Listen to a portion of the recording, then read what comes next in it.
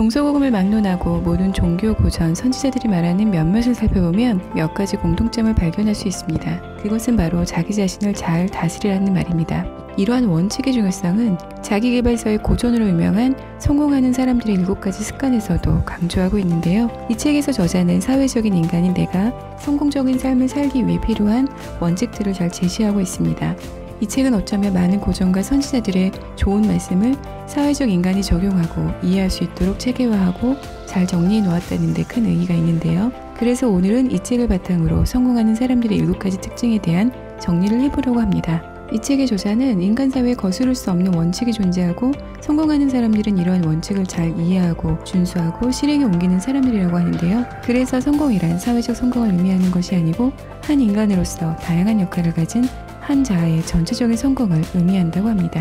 저자는 먼저 성공이란 것이 나 자신에게 의미하는 것이 무엇인지 생각해보라고 말하고 먼저 자신의 내면을 객관적으로 들여다보며 자신이 원하는 것이 무엇인지 파악하고 자신이 원하는 것을 얻기 위한 실행법과 관리 지침을 만들고 이를 따르라고 전하고 있는데요. 우리는 자신의 가치나 행복의 기준을 다른 사람의 시선이나 사회적 환경에 따라 평가합니다. 그와 반대로 이 책은 자신의 내면을 진정으로 파악하고 부족함을 인정하며 주도적으로 스스로의 원칙을 세울 수 있을 때 독립적 단계로 발전해 나갈 수 있다고 말합니다. 첫 번째 습관, 자신의 삶을 주도하라. 개인 비전의 원칙입니다. 충동보다 가치를 우선순위로 두는 지혜는 주도적인 사람의 본질입니다. 반면에 반사적인 사람은 기분, 분위기, 조건, 주변 여건에 따라 행동하죠. 이에 대해 엘리노어 루스벨트가 남긴 말이 있습니다. 아무도 당신의 동의 없이 당신에게 고통을 가하지 못한다. 이뿐만 아니라 주도적인 사람은 자신의 시간과 노력을 자신의 영향력에 행사할 수 있는 일에 중점적으로 투자합니다. 그래서 이러한 사람들이 가진 에너지엔 긍정적, 적극적, 확장적인 특성이 있죠. 이에 반해 반사적인 사람들은 관심을 다른 사람의 약점, 환경상의 문제, 자신이 통제 못하는 여건 등에 집중하는데요. 이것은 자신의 영향력에 대해 무관심해지기 때문에 마침내 영향력의 원을 축소시킨다고 합니다. 두 번째 습관, 끝을 생각하며 시작하라. 개인 리더십의 원칙입니다. 자기 사명서를 만들어 자기 중심 속에서 끝을 생각하며 원칙 중심의 자기 사명서, 즉 개인 헌법을 만들라는 것인데요. 이러한 원칙의 첫 번째 창조는 마음속에서 하는 것, 즉 상상을 말하며 두 번째 창조는 행동으로 옮기는 것, 즉 실행을 말하는데요. 먼저 자신이 원하는 것을 글로 작성하면서 끝까지 해결할 수 있는 리더십이 필요하고 그 다음 꾸준한 실행을 하면서 주도적인 방향 관리가 요구된다는 것입니다. 세 번째 습관, 소중한 것을 먼저 하라. 개인 관리의 원칙입니다. 개인 의지는 어떤 문제를 결정하고 선택하며 나아가는 행동하는 능력이라고 하는데요. 독립의지는 자아의식, 상상력, 양심 등을 통해 개발한 것을 주도적으로 실천하게 하는 능력이 여기에 포함됩니다. 피터 드러커의 말을 빌리면 성공하는 사람들은 당면한 문제가 아니라 미래의 기회를 위주로 사고한다고 합니다. 즉, 큰 그림을 그리는 것이죠. 우리의 행운과 같은 기회는 확대시키고 작은 문제들은 감소시키면서 우리 문제가 스스로 인식하는 것들을 그냥 소소한 이슈라고 소극적으로 인식한다는 것이죠. 현실적인 걸림돌이 있다면 긍정적인 성공에 더 초점을 맞추라는 이야기입니다. 또한 상호의존의 패러다임에 대해 언급했는데요. 효과적인 상호의존성은 오직 진정한 독립성 기반 위에서만 이루어질 수 있고 자기 자신을 먼저 개발해야 대인관계에서 성공할 수 있다고 합니다. 네 번째 습관, 승승을 생각하라.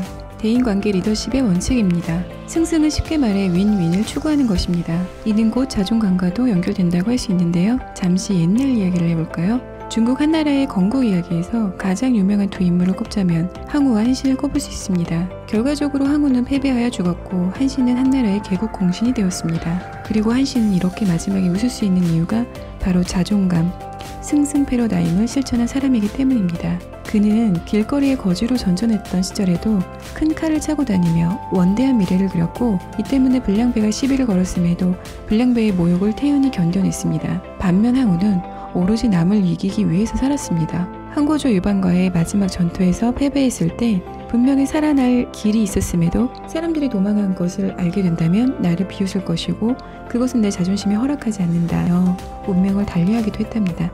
다섯 번째 습관, 먼저 이해하고 다음에 이해시켜라. 공감적 커뮤니케이션의 원칙입니다. 공감적 경청에 대해서 많이 들어보셨죠? 대부분의 사람들은 이해하려는 의도를 갖고 듣는 게 아니라 대답할 의도를 갖고 듣는다고 하는데요. 공감적 경청이란 말답게 다른 사람의 관점을 통해서 사물을 보는 것, 즉 그들이 세상을 보는 방식에 입각하여 세상을 보는 것이죠. 이때 우리는 그들의 패러다임과 감정을 이해하게 됩니다. 그 다음은 이해하고 그 다음은 이해를 구하라고 하는데요. 먼저 상대방을 이해하도록 노력하고 그 다음 상대방에게 스스로 입장에 대해 이해를 구하라고 합니다. 자신의 생각을 분명하고 상세하게 시각적으로 그리고 상대방의 패러다임과 관심에 대한 깊은 이해를 바탕으로 설명할 수 있으면 자기 생각에 대한 신뢰성을 훨씬 더 높일 수 있다고 합니다. 6번째 습관, 시너지를 내라. 창조적 협력의 원칙입니다.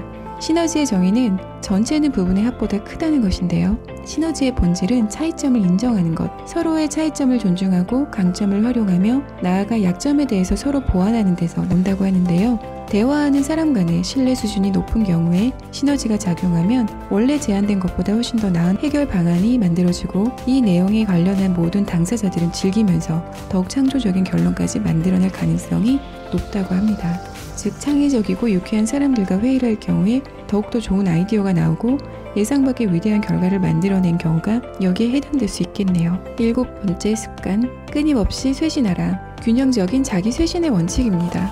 일신 후 일신, 나날이 새롭고 또 날이 갈수록 새로워지다 라는 뜻의 사자성어처럼 책의 저자 또한 4가지 차원에서 인생을 끊임없이 쇄신해 나가야 한다고 이야기합니다. 먼저 운동 및 영양을 챙기는 신체적 차원의 쇄신, 즉 우리 몸을 효과적으로 돌보는 활동입니다. 영양가가 있는 음식을 먹고 충분한 휴식으로 긴장을 풀어주고 규칙적인 운동으로 몸에 활력을 불어넣어야 하죠. 두 번째로 명상 및 종교 활동을 위한 영적 차원의 쇄신입니다. 영적 차원을 재충전하고 쇄신하는 것은 자신의 인생에 강한 정신과 내면의 힘으로 리더십을 발휘할 수 있다고 합니다. 세 번째로 독서나 글쓰기를 통한 정신적, 지적 차원의 쇄신인데요. 여러 가지 정보를 얻고 마음을 넓히기 위해 규칙적으로 책을 읽고 글을 쓰는 것은 정신적인 톱날을 날카롭게 하며 총명한 사고를 갖게 하는 더없이 좋은 방법입니다. 마지막으로 사회적, 감정적 차원의 쇄신인데요. 가족, 회사, 친구들과 주기적으로 활발히 교류하는 것입니다. 이러한 법칙들을 보았을 때 이 모두를 관통하는 공통점은 자기 자신을 잘 다스려라는 말입니다. 저 또한 이 책을 통해 내면을 한번 들여다보고 스스로의 문제들을 고민하고 극복할 수 있었는데요. 결국 저자가 중요시하는 강조하는 것 한 가지는 다름 아닌 실행입니다. 지금 여러분에게 필요한 것은 위대해지고자 하는 무리한 법칙이나 기술이 아닙니다. 여러분이 본래 가지고 있는 능력을 최대한 끌어내고 그것을 발휘할 수 있는 솔직한 자기 감동과 어제보다 더 성장하려는 동기와 의지입니다. 이번 영상의 핵심 가치 7가지로 자신의 능력과 무한한 가능성에 확신을 얻고 꿈을 향해 돌진해 나간다면 여러분도 원하는 꿈을 이룰 수 있을 거라 확신합니다. 여러분의 성공과 행복을 응원합니다.